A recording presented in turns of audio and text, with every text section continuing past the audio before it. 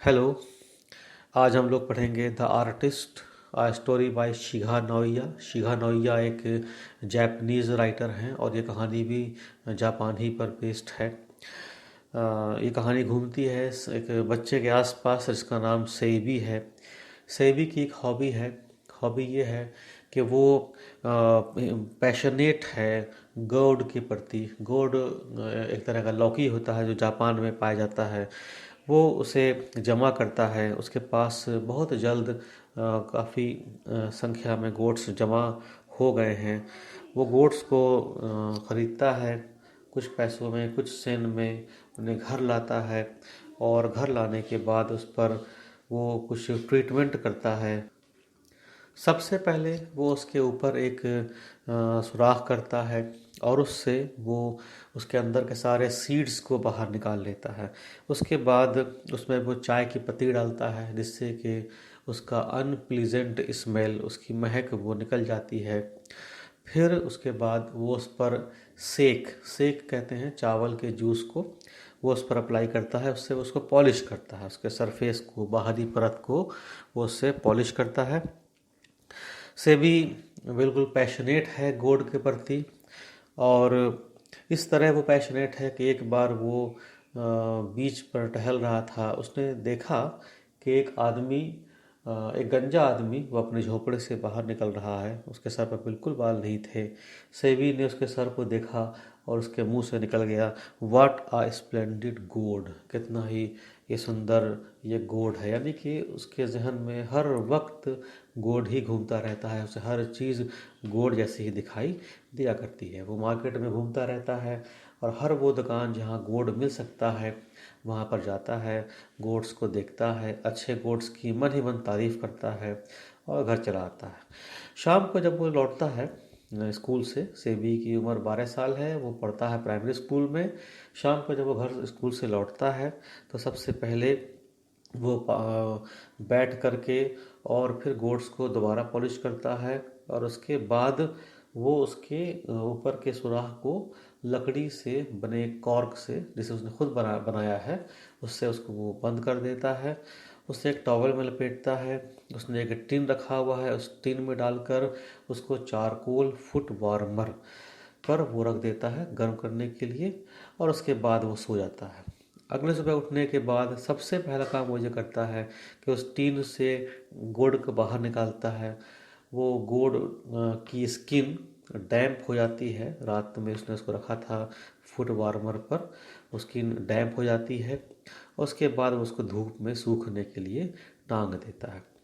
से भी रहता है कि हार्बर टाउन में, यहाँ पर वो छोटा सा शहर है और इतना छोटा है कि एक सिरे से दूसरे सिरे तक जाने में 20 मिनट लगता है। से भी घूमता रहता है। उसे छोटे और सिमेट्रिकल अच्छे शेप वाले गोट्स पसंद हैं। आमतौर से जापान के लोग वो बड़े गोट्स वो पसंद करते हैं, लेकिन सेबी को वैसा गोट पसंद नहीं है। सेबी के फादर इस बात से गुस्सा करते हैं कि सेबी इन कामों में लगा रहता है और वो पढ़ाई पर ध्यान नहीं देता है। सेबी के फादर एक दिन अपने फ्रेंड से बात कर रहे थे और वो लोग बात कर रहे थे बेकिन गुड के बारे में। लास्ट ईयर, पिछले साल, जब प्रदर्शनी लगाई गई थी गुड्स की, तो उसमें बेकिन गुड एक आया था जिसकी लोगों ने बहुत तारीफ़ की थी। लेकिन जब सेबी वहाँ गया, उसने देखा कि वो एक बहुत बड़ा सा गुड है और उसमें कोई ख़ास बात ऐसी नहीं है। सेबी को वो गुड़ पसंद नहीं आया था और जब उसने ये बात अपने फादर से कही तो फादर ने उसे ज़ोर से डांटा। एक दिन की बात है, सेबी वो टहल रहा था और उसे एक गुड़ दिखाई दिया एक दुकान में। उसने उसको उठाया और उसको देखते ही सेबी की धड़कनें वो तेज़ हो गईं। उसने उस गुड़ बेचने वाली बूढ़ी औरत से पूछा कि ये गुड़ कितने का है। तो उस लेडी ने कहा कि तुम चूँकि एक छोटे से बच्चे हो, मैं ये तुम्हें 10 सेन में दे दूँगी। सेबी दौड़ते हुए घर गया और उसने 10 सेन लाए और उस गुड़ को खरीद लिया। उस समय से सेबी और उसका गुड़ कभी अलग नहीं हुए। लगातार सेबी उस पर पॉलिश करता रहा। उसको इतना पसंद आया वो गुड़ कि उसे वो स्कूल लेकर चला गया। स्कूल में वो उसे रख कर छुपा कर पॉलिश कर रहा था, तभी उसके टीचर ने उसको देख लिया। टीचर जापान के दूसरे हिस्से से आए थे और उन्हें ये मालूम नहीं था कि यहाँ पर लोग गोल्ड जमा करते हैं। इस बात से वो काफ़ी नाराज़ हुए कि सेबी ने क्लास में गोल्ड लाया। इतना ही नहीं, वो क्लास एथिक्स क्लास था, मोरल क्लास था, जहाँ पर बच्चों को सिखाते हैं कि वो कैसे बिहेव करें। उसी क्लास में सेबी वो ये कर रहा था कि गोल्ड को पॉलिश कर रहा था। टीचर ने उसे काफ़ी डांटा और उससे गोल्ड को छीन लिया। सेबी का चेहरा पीला पड़ गया। वो अपने घर चला आया। घर आने के बाद कुछ समय के बाद टीचर घर चले आए और उन्होंने वहाँ पर सेबी की मदर को डांटना शुरू किया। सेबी के फादर वो अपने जॉब पर गए हुए थे, वो कारपेंटर की दुकान पर काम करते थे, वो घर नहीं आए थे। तो सेबी की मदर को टीचर ने काफ़ी डांटा। सेबी डरा हुआ था कि अगर टीचर ने देख लिया कि सेबी के घर में कितने सारे गोट्स हैं जो उसने बनाया है और उसे वो जमा करे किए हुआ है, टांगे हुआ है, तो वो और गुस्सा करेंगे। बहरहाल सेबी के टीचर वो फिर थक गए और वापस चले गए और सेबी की माँ रोते हुए सेबी को डांटती हैं। तभी सेबी के फादर वो घर आ जाते हैं। वो देखते हैं घर के हाल को और मुझे मालूम होता है कि क्या हुआ है। सेबी स्कूल गया था गोल्ड लेकर, तो सेबी के फादर उसे बहुत पीटते हैं और सेबी को पीटने के अलावा उन्होंने सेबी के सारे गोट्स को हथौड़े से चूर चूर कर दिया। सेबी को बहुत दुख हुआ, लेकिन सेबी ने कुछ भी नहीं कहा। अगले दिन स्कूल में टीचर ने उस गोड को जो उन्होंने सेबी से छीना था, वो अपने यहाँ काम करने वाले, स्कूल में काम करने वाले एक पोर्टर, एक मज़दूर को दे दिया और वो उसे लेकर अपने घर चला गया, उसे अपने घर में टांग दिया। लेकिन कुछ समय के बाद उस मज़दूर को कुछ पैसों की ज़रूरत पड़ी, तो उसे वो मार्केट बेचने के लिए ले गया। दुकानदार ने उस गोड को देखा और उसे उसने 5 येन देने के बारे में कहा।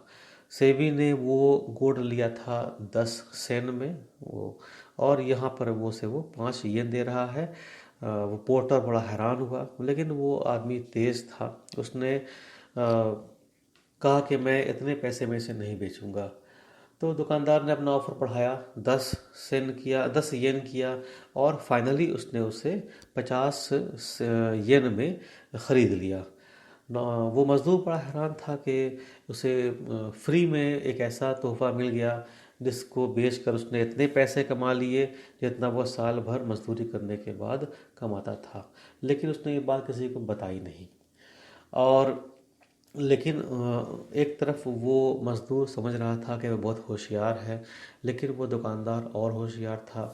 उसने उस गोड को जो सेबी ने तैयार किया था, उस गोड को एक कलेक्टर को जो कि ऐसी चीज़ों को जमा करते थे 600 येन में बेच दिया।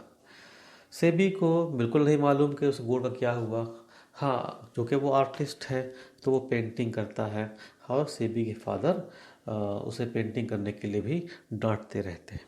यहाँ पर कहानी का थीम ये कि एक आर्टिस्ट हमेशा अपने समय से आगे होता है। आम तौर से जो लोग उसके आसपास होते हैं वो आर्टिस्ट के आर्ट को, कलाकार की कला को समझ नहीं पाते हैं और अक्सर बहुत सारे कलाकारों की कला उनके बचपन में ही दब जाती है, समाप्त कर दी जाती है, क्योंकि लोग चाहते हैं उनके बेटे बड़े होकर डॉक्टर्स, इंजीनियर्स या कुछ और ऐसा करें जिसमें वो पैसा कमा सके।